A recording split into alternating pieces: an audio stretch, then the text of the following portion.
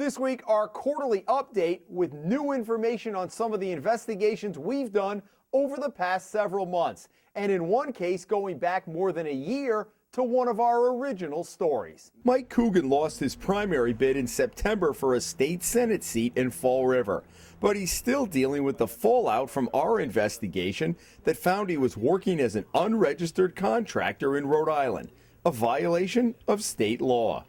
Coogan didn't show up to a hearing this month at the Rhode Island Contractors Registration Board and will now have to pay more than $18,000 for shoddy work at the Barrington home of John Angelo, who filed the complaint against him.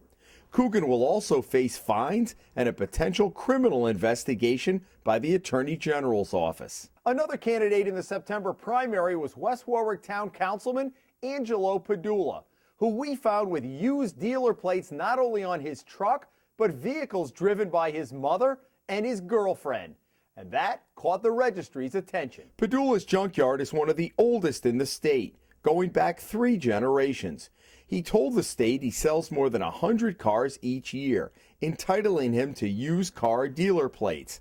The registry tells the Hummel Report Padula's license comes up for renewal at the end of the month, and investigators will examine the affidavit he has to file verifying the sales. The DMV also tells us he added his mother and girlfriend to the list of people authorized to drive with the used car plates. Padula, by the way, won re-election and is now the council's president. License plates seem to be a common theme this fall as we found a newly elected town councilman in Exeter driving his late model truck with Vermont plates. Daniel Patterson told us he bought the $40,000 pickup truck in Rhode Island, but changed the registration to Vermont because he does business on farms in the Green Mountain State, and local plates make it easier for him to deal with the farmers. That may be, but not having it registered where he lives is a violation of Rhode Island law and lets him avoid paying more than $1,000 in local property tax, at a time when nearly everybody's bill has increased with the elimination of the car tax exemption.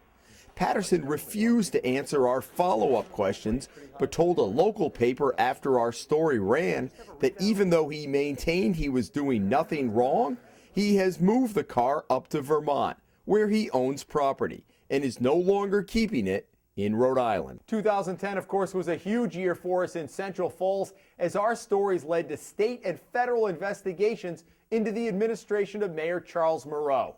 And just this month, a court-appointed receiver issued a sobering report about the future of the city. Retired Judge Mark Pfeiffer said the city could not balance its budget, given its expenses and pension liabilities, and recommended that Central Falls merge with Pawtucket, an idea met with mixed reaction.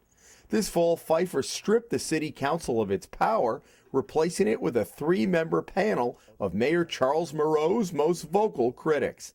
Meanwhile, a federal grand jury looking into the Moreau administration has convened, and one city official has been subpoenaed to testify right after the new year. A year ago, we told you about $9 million in federal stimulus money that the DOT planned to spend on road signs. The project included all of Routes 10 and 37 and a portion of Route 95 near Providence. The stimulus was intended to give a jump start to the economy more than a year and a half ago with shovel-ready projects. DOT officials deemed the road sign replacement a good fit, but it has taken more than a year to complete the project, which is still not done. Signs at this staging area in Warwick are still waiting to go up. The DOT tells the Hummel Report the project is almost complete and should be finished, weather permitting, in the next 6 to 8 weeks. Finally, most of the time we focus on what's wrong with government. This week we pay tribute to someone who is what public service is all about. Central Falls Fire Chief Rainey Kutu died unexpectedly from prostate cancer on December 7th. We interviewed Kutu 3 months ago about expired inspection stickers on some of the department's vehicles. My fault. We didn't notice this inspection sticker on it. He accepted full responsibility and vowed that it wouldn't happen again. But that was no surprise coming from Kutu, who had been with the department nearly 40 years, the last 25 as chief.